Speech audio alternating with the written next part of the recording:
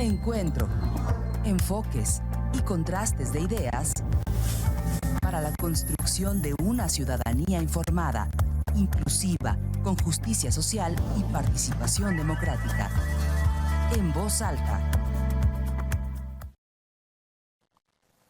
Muy buenas noches, tengan todas y todos ustedes, amigos que siempre nos hacen favor de escucharnos y de recibirnos en sus casas como todos los jueves. Estamos aquí en su programa En Voz Alta. Nos acompaña, como siempre, una panelista que siempre es muy interesante saber su punto de vista sobre los temas de actualidad. María Alemán, muy buenas noches. Muy buenas noches, Carlos, gracias. Y como siempre, bueno, pues cada semana se generan temas de actualidad, temas que nos interesan a todos.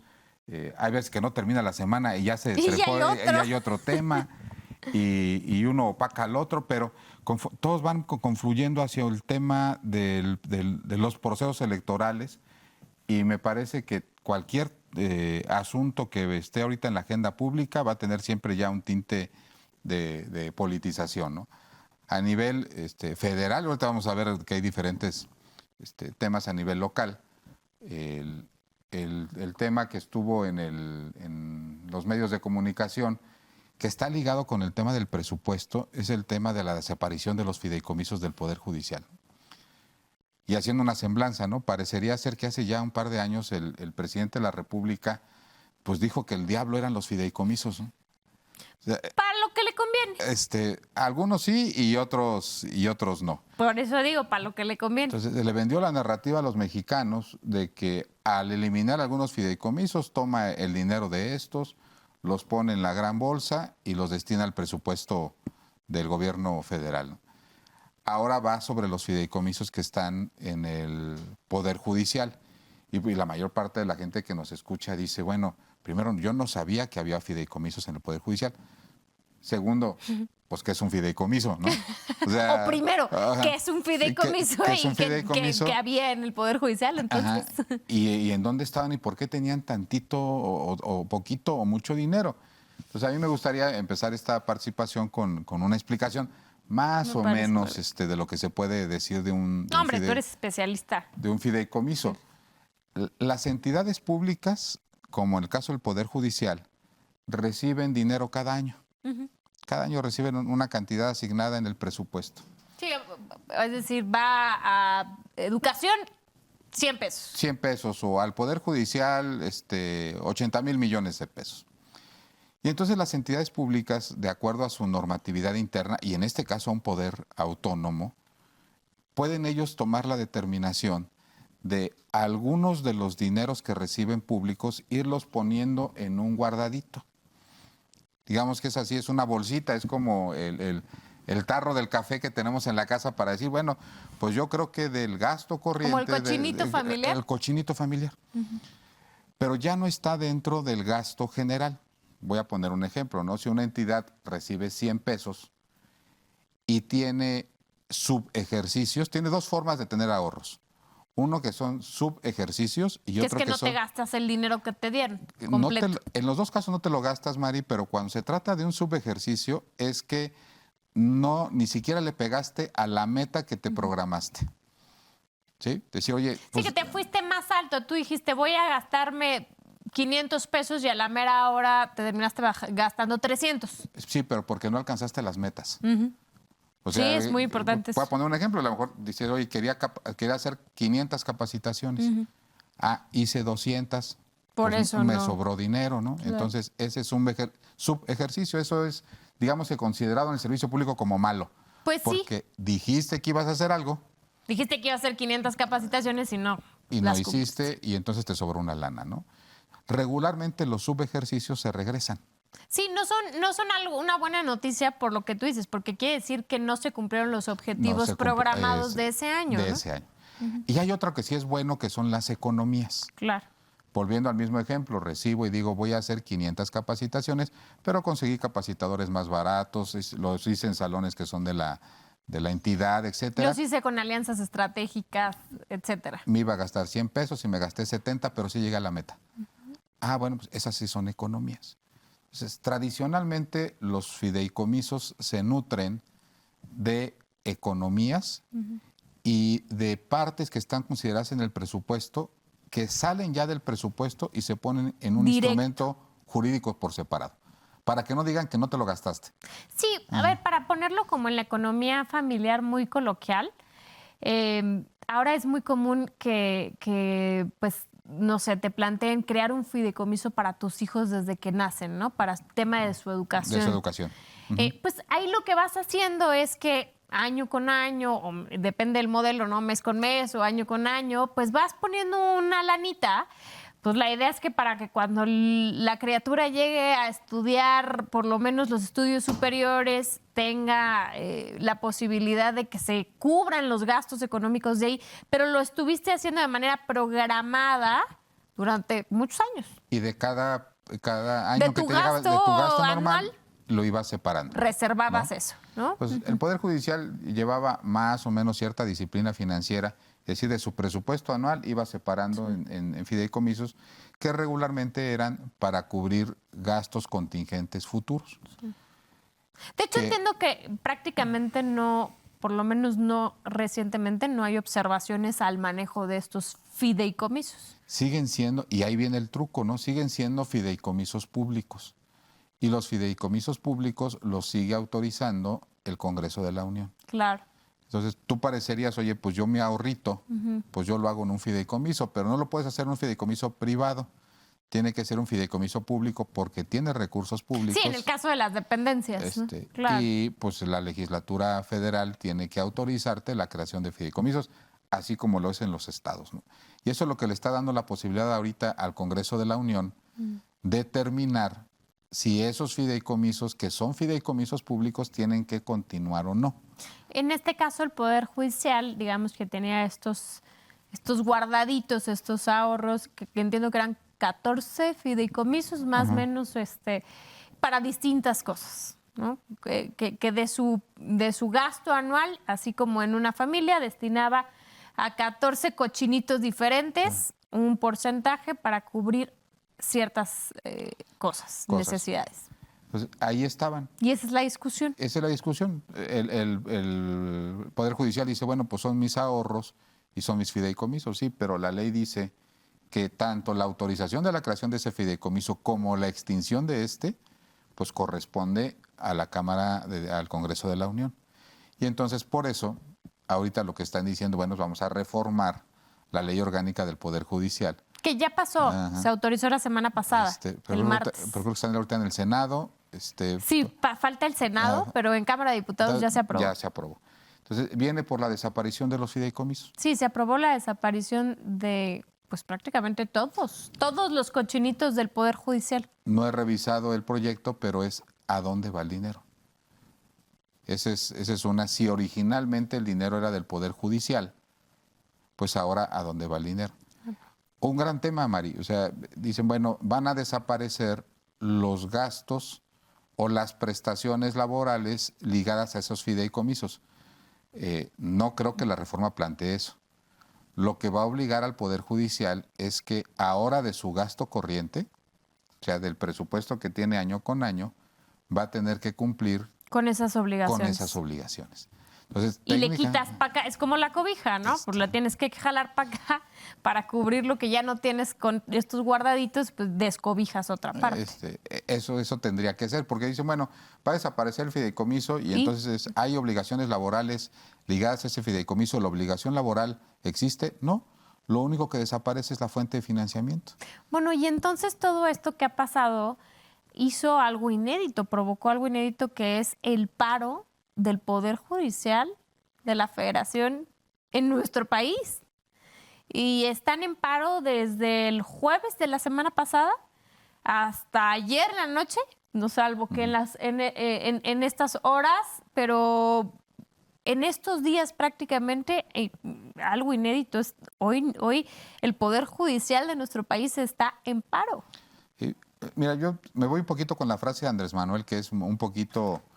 tiene una medida muy extraña y dice, bueno, si la gente sale a la calle y es mayoritaria, pues quiere decir que me estoy equivocando en la medida, ¿no? Pero su medida fue, pues no salieron la mayoría de los trabajadores del Poder Judicial. Quiere decir que los que no salieron, pues entonces me apoyan o están de acuerdo con la medida o por lo menos no están de acuerdo con que los fideicomisos o tienen miedo desaparezcan. también. O tienen miedo. Sí, mira, yo he estado siguiendo de cerca este acontecimiento que explicas de manera muy fácil. Qué bueno que lo pudiste desmenuzar así para toda nuestra audiencia, porque de pronto estos términos de fideicomisos y de tal pues nos enredan muchísimo. Yo creo que el fondo de esto es un tema meramente político. El presidente Andrés Manuel López Obrador es un extraordinario constructor de narrativas. Y recurrentemente va eligiendo cuál es su narrativa, es decir, cuál es la historia, o lo voy a poner en términos muy telenovelescos, pues sí, cuál es el drama de la telenovela que vamos a platicar y que va a contar todos los días a través de su espacio de la mañanera. Y en esta telenovela, en este drama, pues él elige constantemente a sus enemigos, que al final del día los utiliza, que las reacciones le favorecen para que construyan y alimenten su narrativa en términos de su proyecto político electoral. Y yo creo que eso es realmente lo que sucede. Primero porque la técnica y la forma en la que se procedió, por lo menos en la Cámara de Diputados, da pie a que la reforma sea absolutamente inconstitucional. Hay dos razones. Primero, el tema es un error de turno, ¿no? Si vas a reformar la ley orgánica del Poder Judicial, que es una ley, la ley orgánica del Poder Legislativo indicaría que el turno de parte de la mesa directiva sería a la Comisión de Justicia. Y aquí se turna a la Comisión de Presupuesto. O sea, hay esto y ya hay un antecedente de ello. Incluso fue con el tema del INE, que se procedió de la misma manera y se termina resolviendo que es un error procedimental. O sea, si se turna una comisión que no es la que debe de conocer, es razón suficiente de forma y ni siquiera de fondo para declarar la inconstitucionalidad. Segundo, que también sucedió con el INE. La Corte lo que va a hacer es requerirle, parece ser, un informe a la Cámara de Diputados, o en este caso veremos qué sucede en el Senado, a las cámaras que justifiquen las decisiones en términos de los recortes presupuestarios como se le estaban haciendo en su momento al INE.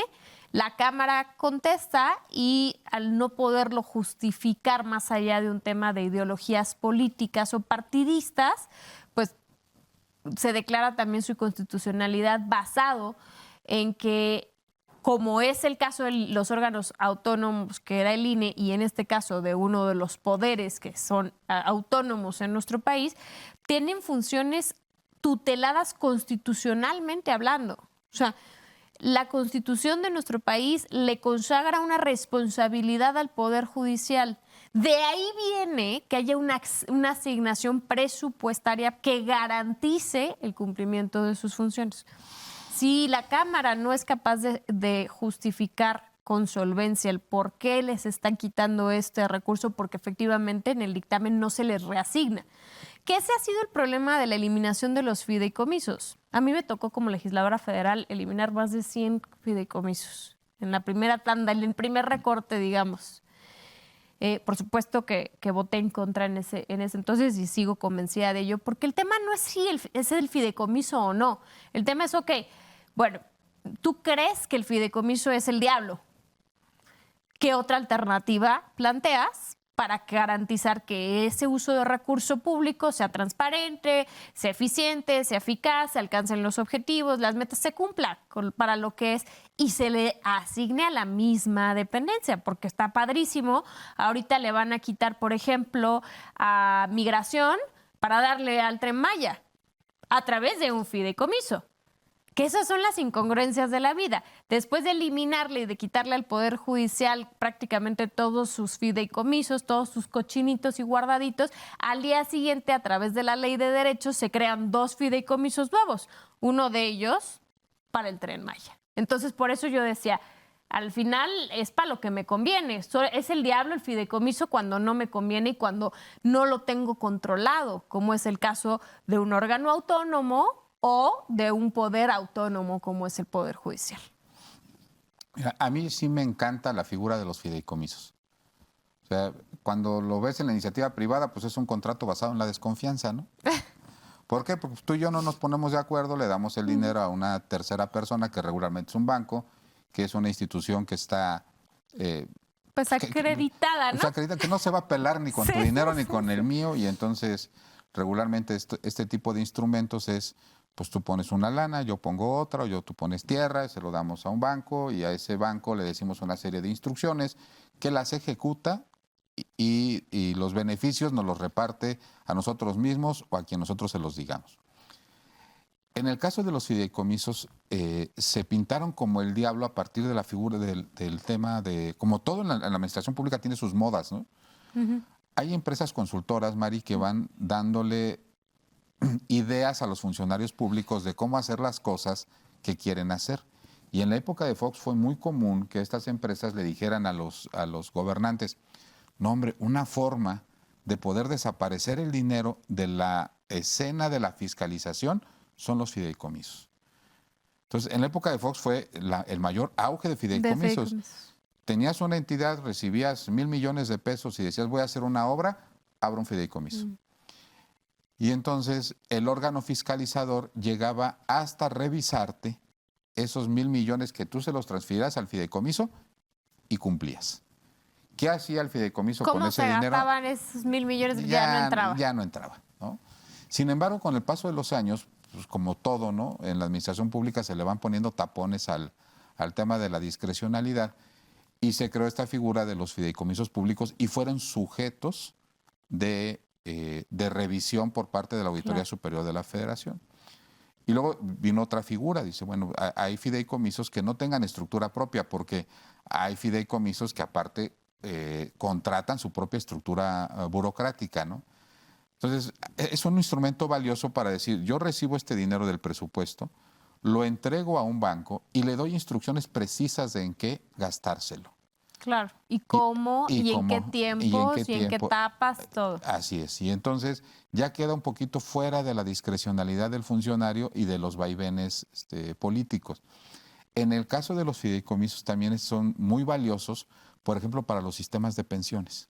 Sí. Uno de los grandes... Que de hecho uno de los fideicomisos tenía esa función, esa misión de dar el tema de pensiones a alguna parte de los trabajadores. Y hay que subrayarlo, no de los ministros, no de las 11 personas que siempre están atacadas en condición de privilegio. No. De los trabajadores estamos hablando de los secretarios de acuerdos, de los jueces de distrito, o sea, de los impartidores de justicia a ras de tierra. Sí, pero hay un tema que seguramente muchos de los que nos están escuchando han sobrevivido o han sobrevivido y han vivido. Tú eres trabajador federal. Y entonces el ISSSTE te garantiza tu pensión. Ganas 100 pesos y a lo mejor la pensión del ISSSTE te cubre 50, ¿no? Y con eso te jubilan. Te jubilan. Estos fideicomisos, que son ahorros, te compensan esa 50 o ese 40 o ese 30 que te haya faltado para efecto de poderte jubilar o retirar con un salario parecido al que tenías en tu vida activa. Pero entonces entramos en otro dilema. ¿Por qué para el Poder Judicial sí y para todos los demás funcionarios de la Federación no? Y entonces parecería que lo que no es un derecho, volvemos a así como el perrito que se mueve la cola, lo que no es un derecho es un privilegio. Y entonces parecería ser que los trabajadores del Poder Judicial gozan de ciertas características que al no ser generales para todos los trabajadores se pueden convertir en privilegios, ¿no? Ganados sí a través de su esfuerzo y de su trabajo y de sus años de servicio. De una serie de años de servicio, ¿no? Aquí en Querétaro tenemos un caso bien similar, ¿no? Ahora, pero esto que mencionas puede ser también una de las principales razones de inconstitucionalidad de esta reforma, precisamente. Porque y hay precedentes, no puede ser retroactivo en perjuicio de los derechos adquiridos y mucho menos de los trabajadores en México una ley. Entonces, prácticamente el destino de esta reforma la conocemos. Sabemos que el presidente lo hizo con toda la intención de que fracase, porque eso alimenta su narrativa política. Bueno, fíjate qué es lo que yo creo que va a suceder.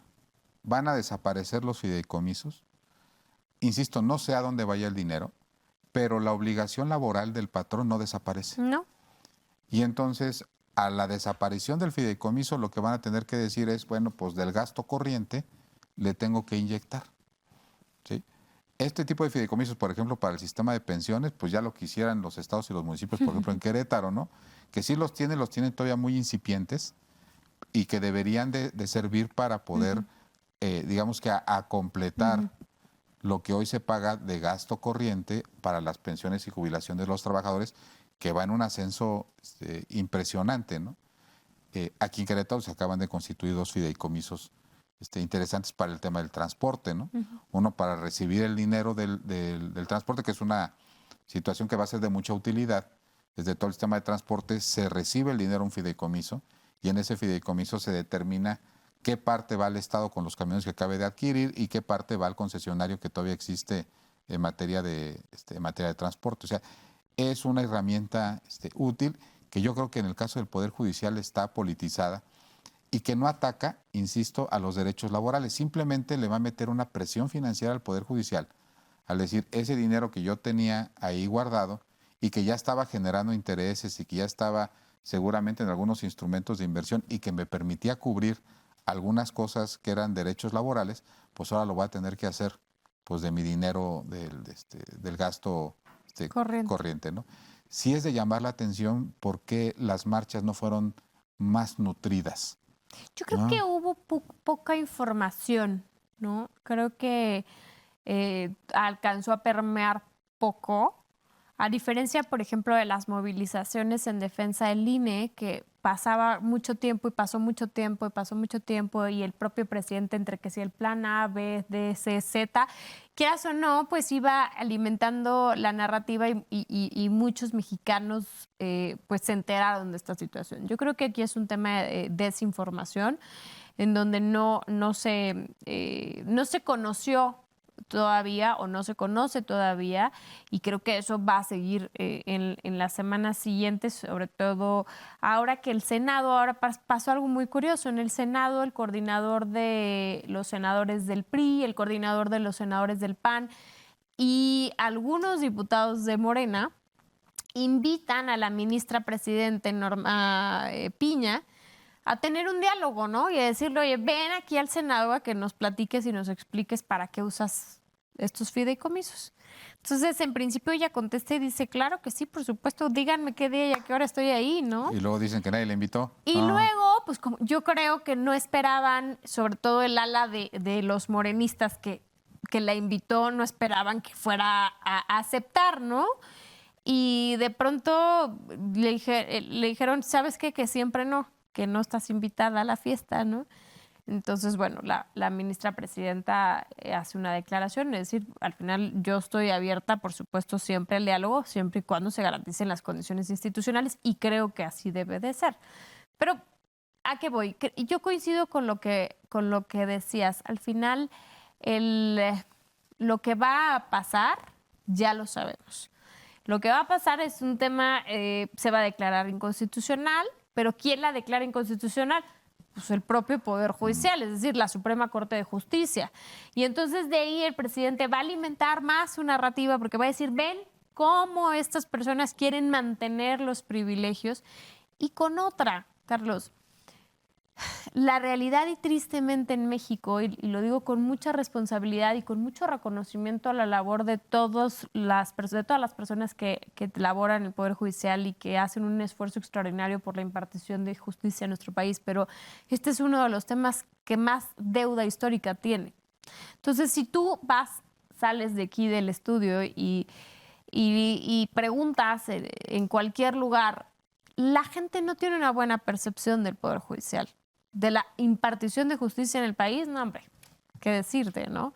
Entonces, evidentemente es sumamente retable. O sea, el presidente es un maestro, sabe perfectamente que este es un tema en el que la gente va a decir, ay, sí, claro, que les quiten el dinero. Es más, que les dejen de pagar, porque pues no hacen nada, no sirven para nada. Ese es el comentario coloquial que va a existir. La realidad es que yo creo que hay mucho por hacer, sin lugar a duda. Inclusive habría que revisar de estos fideicomisos cuáles sí, cuáles no, o cómo reacomodar.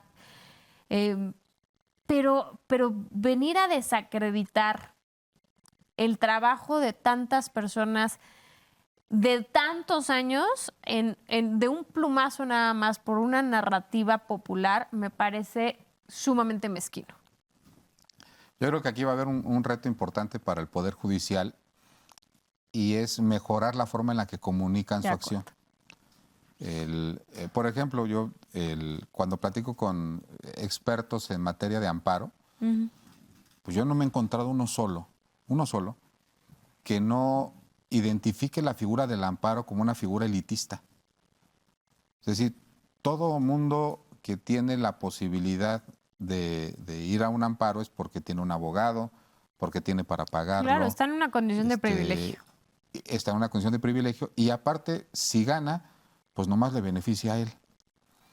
Y entonces parecería que quienes llegan a los juzgados de distrito y quienes tienen o a los colegiados o inclusive a las salas especializadas o inclusive al máximo órgano, parecería que se vuelve un asunto de élite, muy alejado del tema de la justicia cotidiana.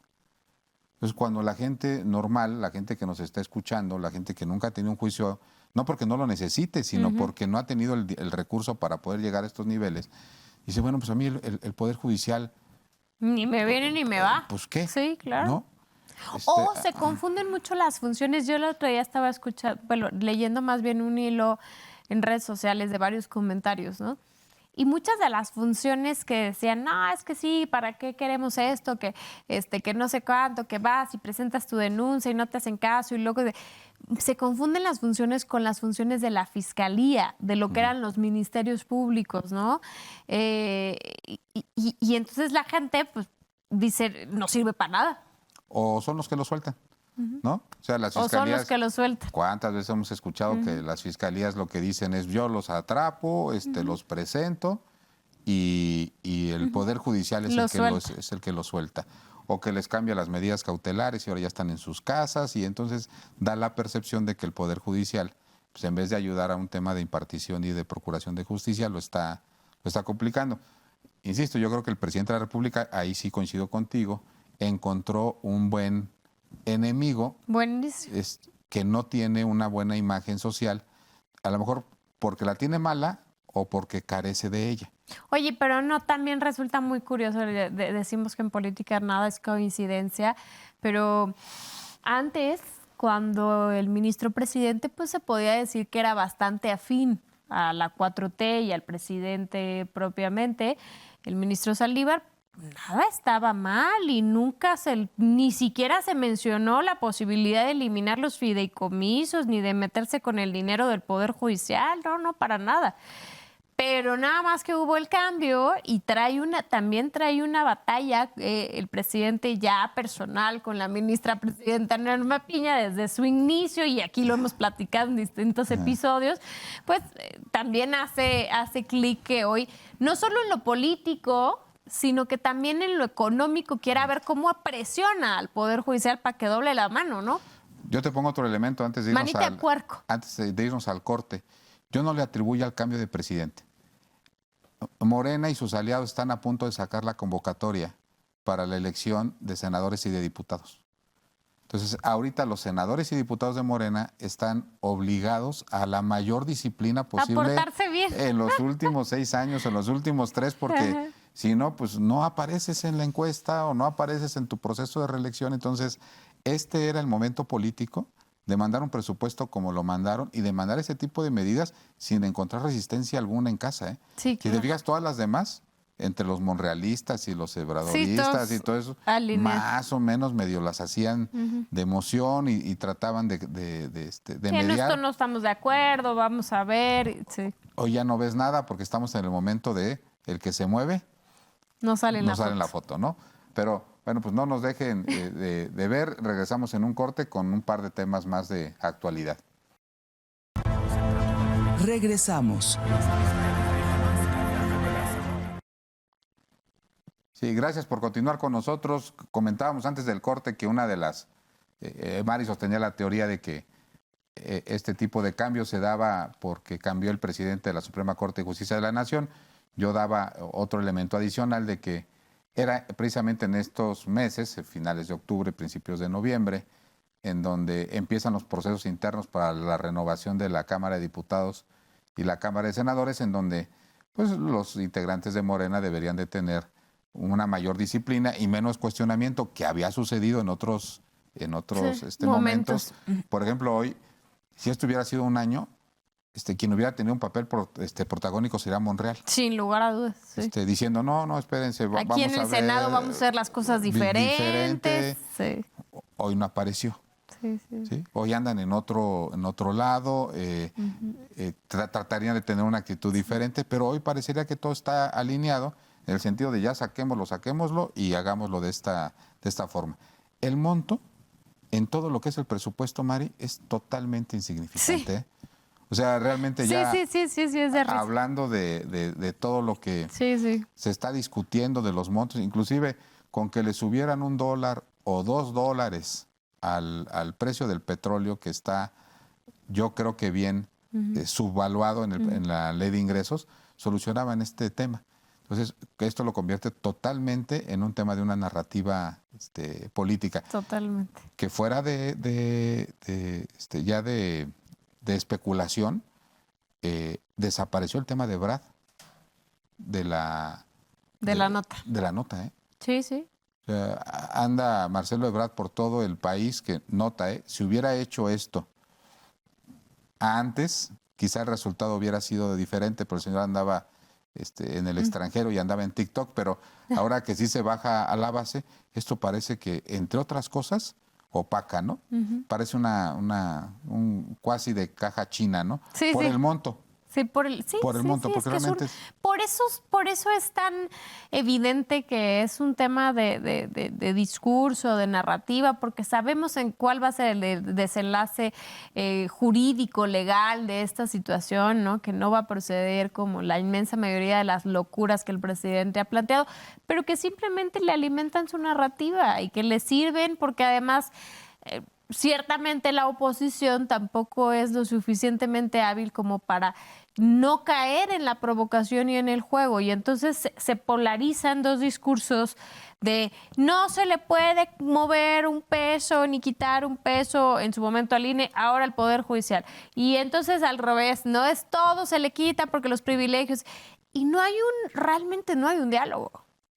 Sí, sentémonos a revisar qué fideicomisos sí se quedan, cuáles no, o cuáles se ajustan, o cómo optimizamos, qué áreas de oportunidad hay, siempre las hay. Pero si radicalizas el discurso, pues, se vuelve un tema político estéril absolutamente. Con otro componente, ¿no? Aquí en Querétaro es poco visible, ¿no? Aunque ya empieza. Pero tú cuando ves a todos los estados de la República que nos rodean, ya en todas las campañas anticipadas están a todo lo que da. O sea, viajas a algunos de los estados donde gobierna Morena. Sí, y, no. Está repleto de espectaculares. De bardas. Camiones. Sí. Todo esto está a la luz del orden del día. Entonces, yo lo que he notado de otros estados, insisto, no es el caso de Querétaro, porque aquí tenemos una condición de un gobernador que no es de Morena, pero seguramente van a empezar a aparecer bardas, a aparecer en redes sociales, gente que tiene legítimas aspiraciones. Pero el discurso va a empezar a dominar. ¿Sabes cuál va a empezar a dominar? Hace falta cambiar a los ministros de la Suprema Corte de Justicia de la Nación. Sí, recordarás que incluso la propuesta del presidente es que sean electos, ¿no? O sea, en su plan, ya no me acuerdo si era el A, B o el Z, pero en uno de los planes, uno de los componentes de estos planes era que los ministros y los magistrados también del tribunal fueran electos por voto popular. Va a decir, bueno, privilegios, no quisieron desaparecer, la controversia llegó a ellos mismos se defendieron y va a ser la narrativa de, pues estuvieron en contra de esto, de esto, de esto, de esto y de esto y de esto, y una serie de cosas que hay. Inclusive también seguramente por estos días va a salir lastimado por ahí don Ricardo Salinas Pliego con su deuda que tiene ahí con Hacienda, que su asunto está detenido, y tan solo su asunto es más grande. Más del dinero del fideicomiso. De este fideicomiso. O sea, con que le cobraran a este señor con sus... Podrían mantener el Poder Judicial sus fideicomisos. Sus fideicomisos, decir, oye, pues saquen la resolución como debería de ser y vas a ver que solucionas tu tema financiero. Pues sí, pero unos son compas del presidente y los otros no. Es que ese es el tema, lamentablemente en México, y no es un tema de esta administración, es que se repite y se repite la historia hasta el día que nosotros hagamos algo ya. Y lo interesante que sería rescatar de la parte buena del presidente es que ahora todos los mexicanos podemos empezar a ver cuáles son las condiciones laborales de nuestros funcionarios. Porque si hay algunas cosas que sí están muy bien, claro, y otras que no están tan bien. Hablaban de fideicomisos para hacer fiestas, para la fiesta del Día del Niño, para la fiesta del Día de las Madres, del Día del Padre, los lentes. O sea, y yo quiero suponer el trabajador de a pie que dice, bueno, pues yo trabajo, yo pago mis impuestos para que pues las personas que tienen que servir a los funcionarios públicos, ellos sí se despachen con la cuchara grande. Pero desde luego ahí no es exclusivo el Poder Judicial. O sea, todos los contratos colectivos de las entidades públicas tienen cosas que son totalmente aberrantes, que son derechos laborales que están ganados, que finalmente podría no estar ya en cuestionamiento, pero quiere decir que hay un 4%, 3%, en 3-4% de la población mexicana que son funcionarios públicos que están en una condición diferente al resto del 96% de los trabajadores y son los que deberían de estar para servir, ¿no? Entonces, ese me parece que debería de ser uno de los temas de fondo.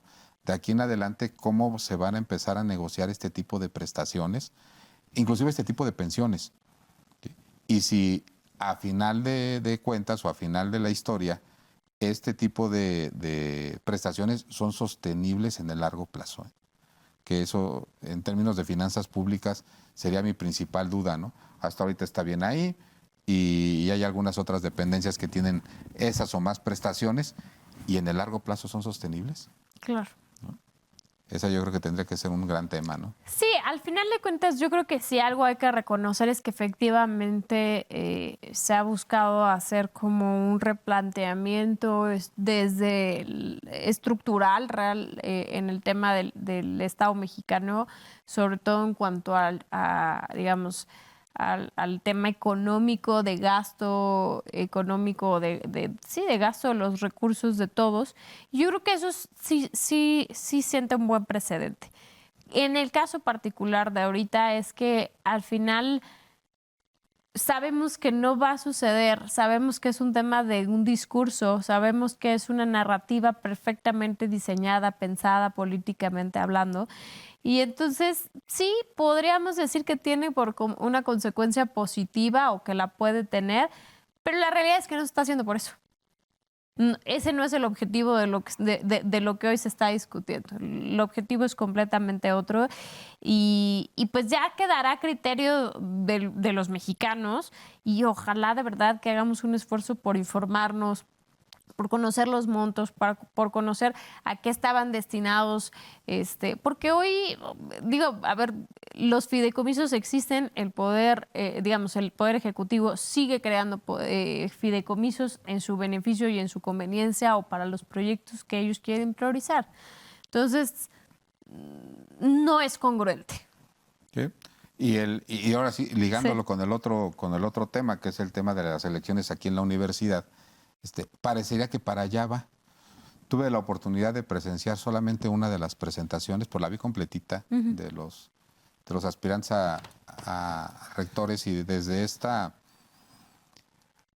nueva forma que tenemos de elegir rector aquí en la universidad, que es del 2000 a la fecha, en donde la ley orgánica no cambia, pero hay un acuerdo político, así lo quiero yo visualizar, en donde dicen, bueno, pues los votos que están sujetos o que se van a reproducir en el Consejo Universitario, pues tienen que llevar el respaldo de los estudiantes, ¿no? En el caso de los estudiantes, los 2 votos universitarios, en el caso de los maestros, los 2 votos de la universidad. 5 participantes, el de la Facultad de Contaduría termina declinando. Vine yo a escuchar con atención si había alguna propuesta diferente a las que se hacen los políticos de afuera. Dije, bueno, pues también para saber si hay algo nuevo, ¿no? A quien nos dedicamos en esto, dijimos, a lo mejor hay un tema de discurso nuevo.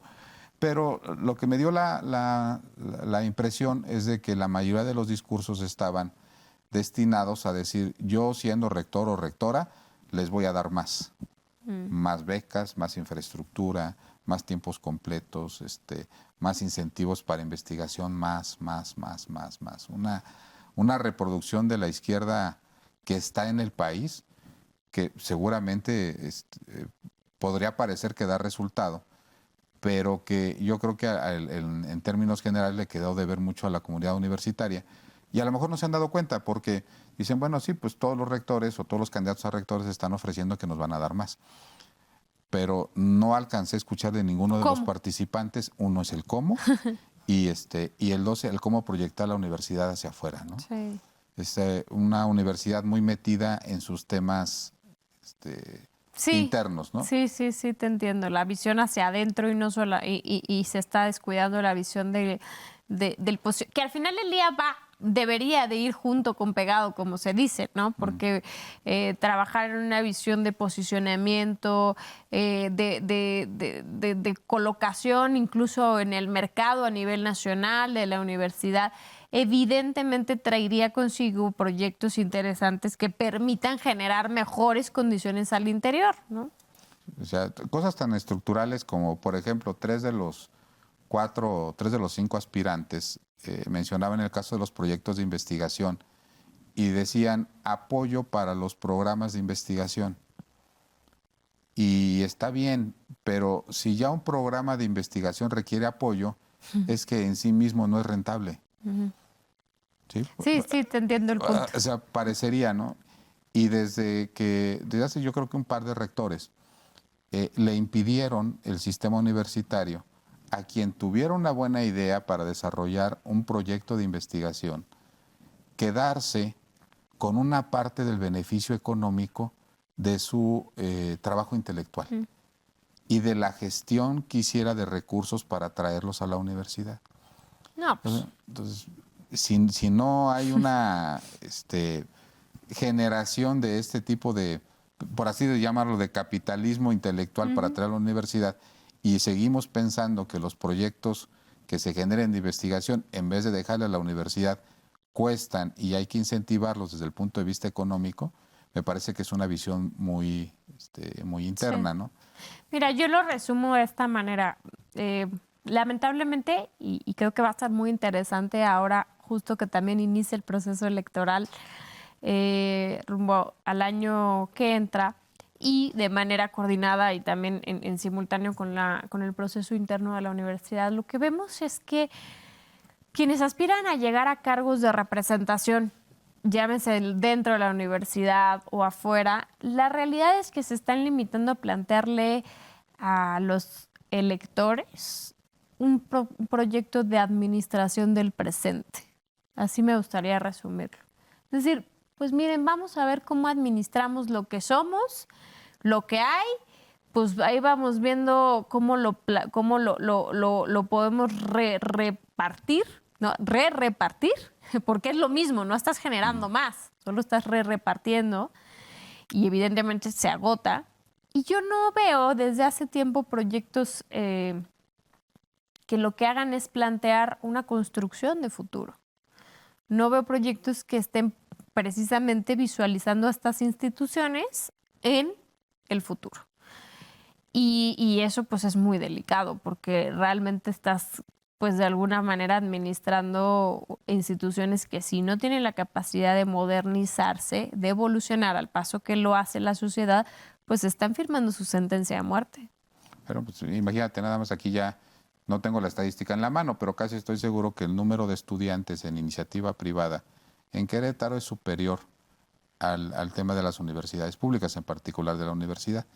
Cuando hablaban de la privatización de la universidad, pues no se referían a que la universidad algún día se fuera privada, sino que se estrangulara tanto que no pudiera abrir los espacios de tal forma que los jóvenes encontraran una dimensión diferente fuera de la universidad. ¿Qué es lo que está sucediendo? ¿Qué es lo que está sucediendo?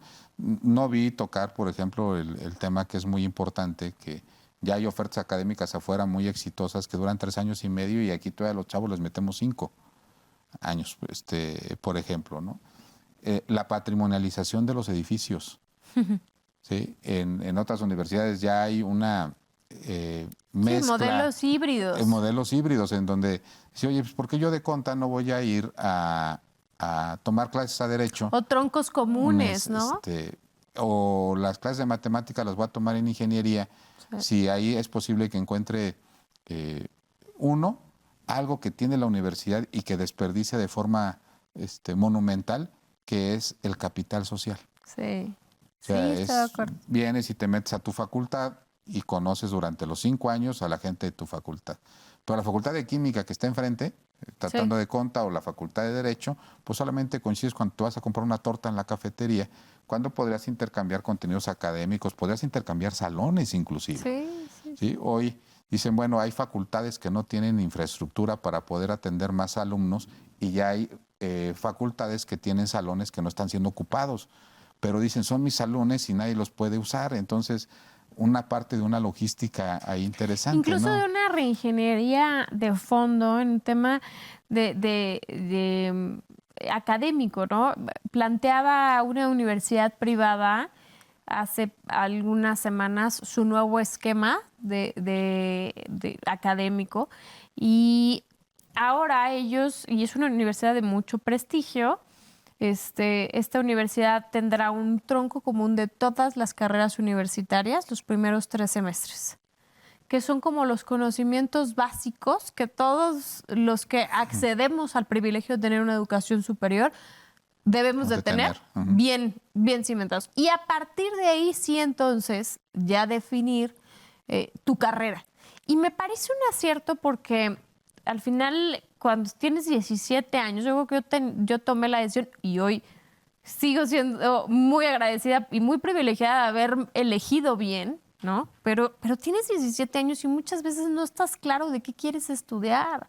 O sea, no estás a lo mejor convencido, tienes dudas, no sabes si es... y es una de las decisiones que más van a marcar tu vida como adulto, ¿no?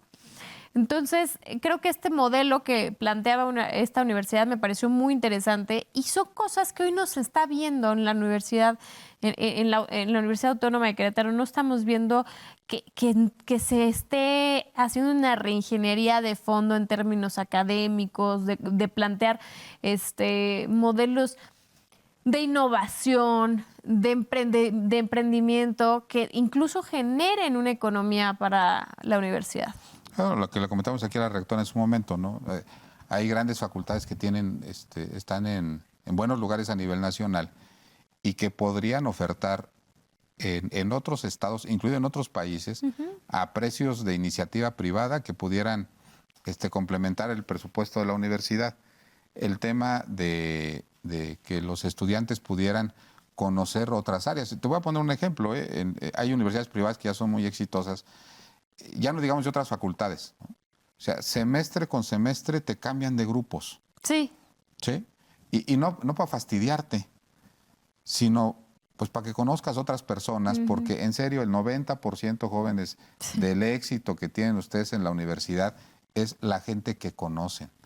Y el otro 10 podrá hacer el conocimiento y podrán hacer una serie de cosas, ¿no? Pero las relaciones afuera son totalmente indispensables y es precisamente lo que se descuida acá.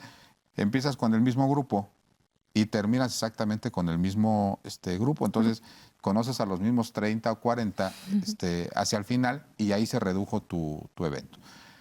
Lo que nos dejó también muy importante el tema de la pandemia es que parte de las clases ya pueden ser virtuales. Entonces, ¿por qué no tener 3 años o una parte o 3 horas o 4 horas presenciales, tener las otras virtuales, tener edificios disponibles para tener un tercer turno en las escuelas y podamos incrementar en un 33% de la noche a la mañana la capacidad que tiene la universidad para poder dar clases? de cualquier forma dicen, bueno, pues es que habría presión para los de tiempo completo. Ya nadie sueña en la universidad con ser de tiempo completo. Es totalmente... sí, ilusorio. Ya es ilusorio. Ya cuando dices, voy a la universidad a ver si soy tiempo completo, en serio ya nadie lo espera porque son 2 o 3 tiempos completos los que te dan al año, ¿no? Entonces, todos los que estamos ahí estamos por amor al arte y hay mucha gente que se quiere incorporar para dar clases en la universidad, ¿no? Es lo que yo no vi. Yo espero que en esta segunda vuelta que tengan los candidatos y cuando ya tengamos rector o rectora, la invitación sería piensen fuera de la universidad, ¿no? Sí. Porque creo que es lo que está faltando. Vi puros proyectos hablando de la comunidad universitaria en un momento determinado, que es el hoy y el ahora, y si me lo permiten ahí, lleno de populismo, ¿eh? Sí, que piensen en el futuro, de la construcción de una universidad del futuro, ¿no? No solo de la administración de lo que es hoy la universidad, sino cómo construimos la universidad en las próximas décadas. Creo que eso es fundamental. Y la otra, la capacidad que se tenga de involucrar realmente a los estudiantes. La semana pasada estaba yo en mi facultad y platicando con varios estudiantes, ni enterados, o sea, bueno, sí saben que hay elección porque por error ahí han escuchado algo, pero no saben ni quiénes son los candidatos, no saben qué propuestas tienen, realmente no están muchos involucrados. Yo creo que ese es el principal reto, ¿no? La rigidez de traer a todos los candidatos en presentaciones, a veces en la tarde, en la mañana, y no pueden hacer gran cosa. O modelos diferentes, o sea, hay que buscarle como... ¿Cómo innovar? Yo creo, ese es el reto y la reflexión. Bueno, pues muchas gracias se nos acabó el tiempo, muchas gracias por el favor de su atención y no nos dejen de ver el próximo jueves en su programa En Voz Alta.